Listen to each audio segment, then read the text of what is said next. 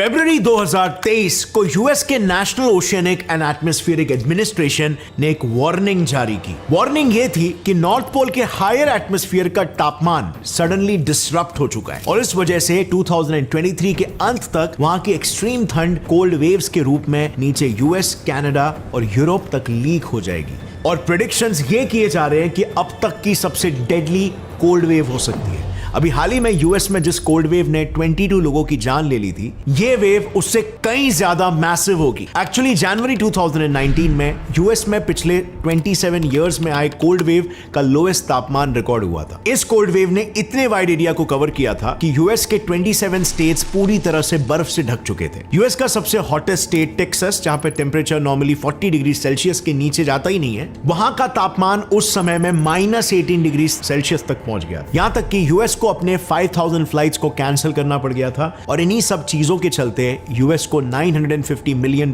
का नुकसान सहना पड़ा था। दिन ब दिन ठंड के कारण हालात इतने खराब होते गए कि सिर्फ 2 ही दिनों में इस ठंड ने 22 लोगों की जानें ले ली। अब ऐसा ड्रास्टिक वातावरण यूजुअली हम नॉर्थ या साउथ पोल्स पर ही देखते हैं। सो आखिर ये खतरनाक पोलर वातावरण नीचे यूएस तक आखिर कैसे लीक हुआ?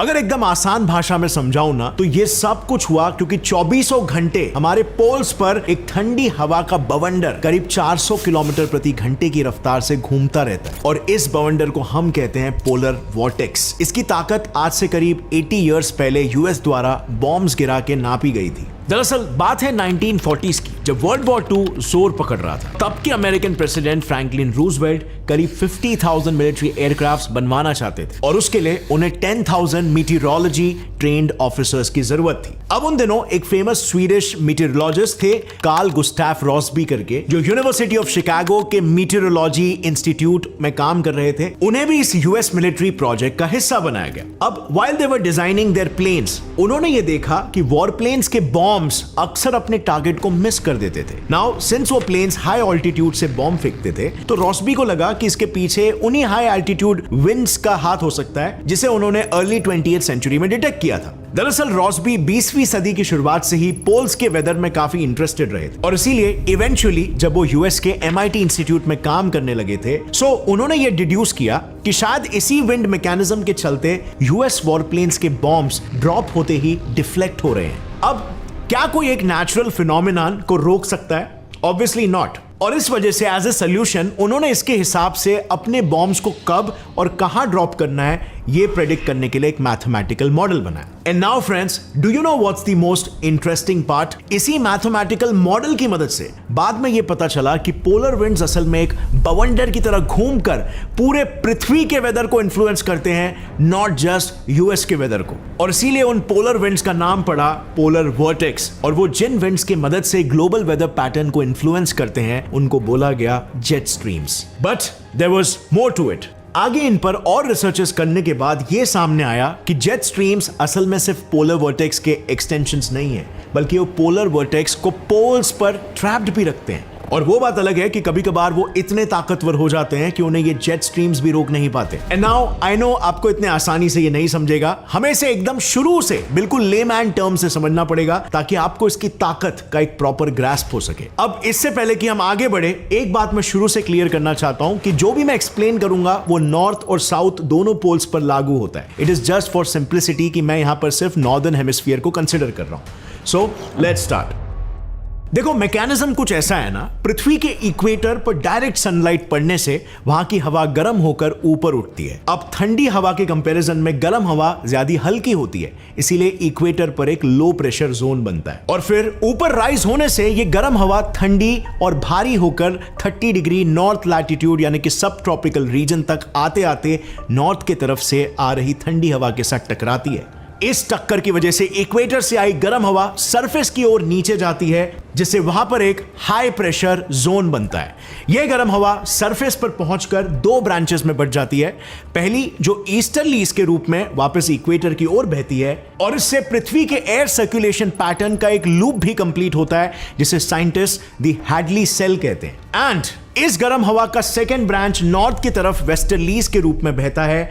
ये विंड्स 60 डिग्री लैटिट्यूड यानी सब पोलर रीजन पर आर्कटिक रीजन से आ रही ठंडी हवा के साथ कोलाइड करती है। और अब क्योंकि ये दोनों विंड्स पृथ्वी के सरफेस पर कोलाइड होते हैं, उनके पास और नीचे सिंक होने के लिए कोई जगह नहीं होती, सो वो ऊपर राइज हो जाते हैं, जिसके वजह से सब पोलर रीजन पर एक लो प्रेशर जोन बन जाता है, बिल्कुल उसी तरह जैसे हमने इक्वेटर के केस में देखा था। सो ये ऊपर उठती हवा दो हिस्सों में बट जाती है, जिसमें से एक वापस साउथ की तरफ बहकर सब ट्रॉपिकल रीजन में इक्वेटर से आ रही विंड से कोलाइड करते हैं, और इस सर्कुलेशन पैटर्न को मीटेरोलॉजिस्ट फेरल सेल कहते हैं। एंड सब पोलर रीजन से राइज होती हवा का दूसरा ब्रांच नॉर्थ पोल की तरफ बहकर नॉर्थ पोल पर सिंक होता है, और इस सिंकिंग एयर की वजह से वहां पर एक हाई प्रेशर जोन बनता है, जिसके बाद ये एयर साउथ की तरफ पोलर ईस्टर्लीज के रूप में बहती है। ये पोलर ईस्टर्लीज सब पोलर रीजन में सब ट्रॉपिकल रीजन से आ रही गर्म हवा के साथ टकराते हैं और वापस पोल्स की तरफ बढ़ते हैं।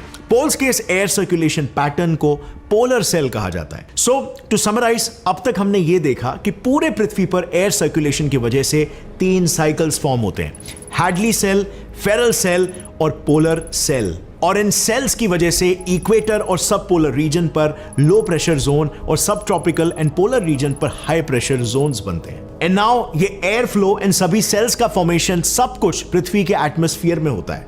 बट इसके विपरीत पोलर वर्टेक्स एटमॉस्फेयर की बाउंड्री यानी कि ट्रोपोपॉज में बनता है। अगर आपको याद होगा तो मैंने आपको बताया था कि सब पोलर रीजन पर पोल से आ रही ठंडी हवा और इक्वेटर से आ रही गर्म हवा कोलाइड होती है, और इस वजह से इस पॉइंट को पोलर फ्रंट कहते हैं। अब इसी कोलिजन की वजह से सब ट्रॉपिकल रीजन की वार्म एयर कंपैरेटिवली हल्की होने की वजह से पोलर रीजन के कोल्ड एयर के ऊपर चढ़ जाती है, और यहीं पर आता है एक ट्विस्ट। फर्स्टली, अगर गर्म हवा हमेशा ऊपर से निकल सकती है, तो जैसे कि हमने देखा वो ठंडी हवा से फिर टकरा ही क्यों रही है? और सेकेंडली, अगर ये पूरा wind flow north south direction में होता है, तो पोलर वर्टेक्स किसी बवंडर की तरह वेस्ट से ईस्ट क्यों बहता है?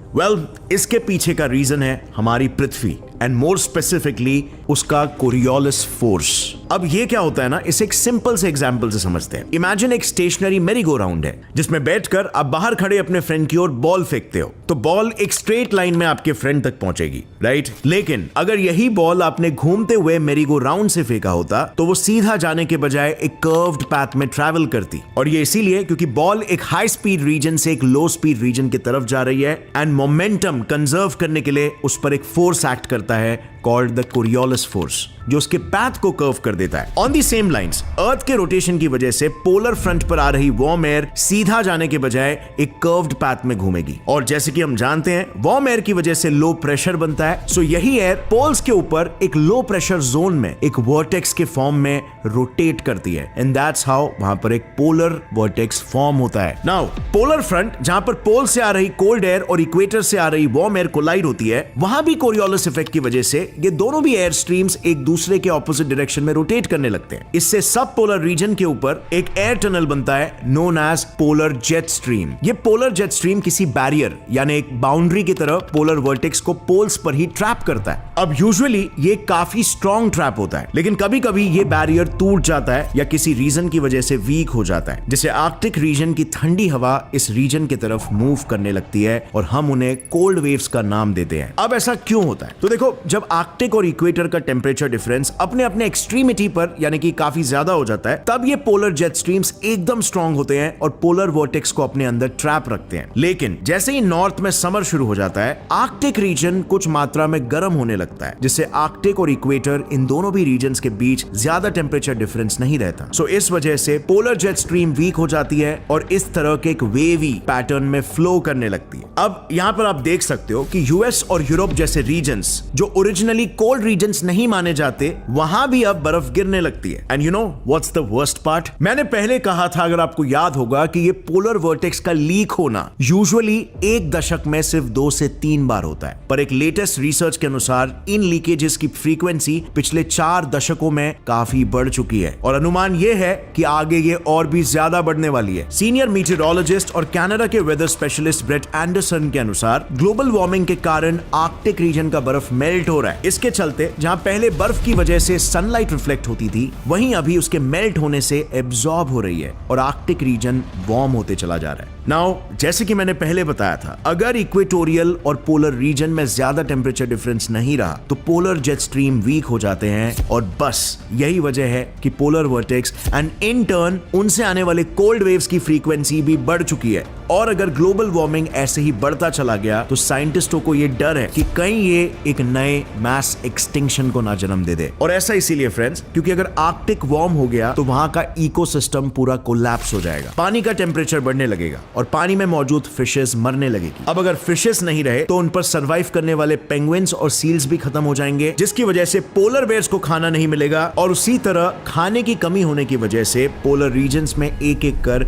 इंसान भी खत्म हो जाएंगे। साथ ही में आर्कटिक में पर्माफ्रॉस्ट करके परमानेंटली फ्रोजन ग्राउंड है जिसमें एक green house gas methane trapped है। ये गैस अपने अंदर हीट ट्रैप करके रखता है। सो बढ़ते टेम्परेचर के कारण पर्माफ्रॉस्ट मेल्ट होगा जिससे उसमें मौजूद मीथेन एटमॉस्फेयर में रिलीज हो जाएगा। ये मीथेन अपने प्रॉपर्टीज के वजह से हीट को ट्रैप करके ग्लोबल वार्मिंग को और भी ज्यादा बढ़ाएगा, जिससे आर्कटिक के आइस मेल्टिंग का ये साइकिल चलता रहेगा और देखते ही देखते कैस्केडिंग इफेक्ट की वजह से सारे स्पीशीज विलुप्त हो सकते हैं। नाउ अगर ऐसा हुआ तो let me also tell you ये काफी ऑकवर्ड मोमेंट होगा हम होमोसेपियंस के लिए, क्योंकि as a part of a popular theory हम होमोसेपियंस ने ही हमारे सिबलिंग स्पीशीज यानी कि नियंदरथाल्स को खत्म किया था। और अब जिस ठंडे पोलर वर्टेक्स ने आज से करीब 4 लाख साल पहले उन्हें जन्म दिया था वो ही पोटेंशियली भविष्य में हमें खत्म कर सकता है। बिल्कुल, अगर आपको नहीं पता था तो नियंदरथाल्स का जन्म पोलर वर्टेक्स की वजह से ही हुआ था। आज से करीब 2.5 मिलियन साल पहले हमारे अफ्रीकन एंसेस्टर्स होमो हाइडेलबर्गेंसिस शिकार और खाने के लिए नॉर्थवर्ड रीजन्स में माइग्रेट करने लगे थे और वहां पर एवोल्यूशन की वजह से आज से करीब 4 लाख साल पहले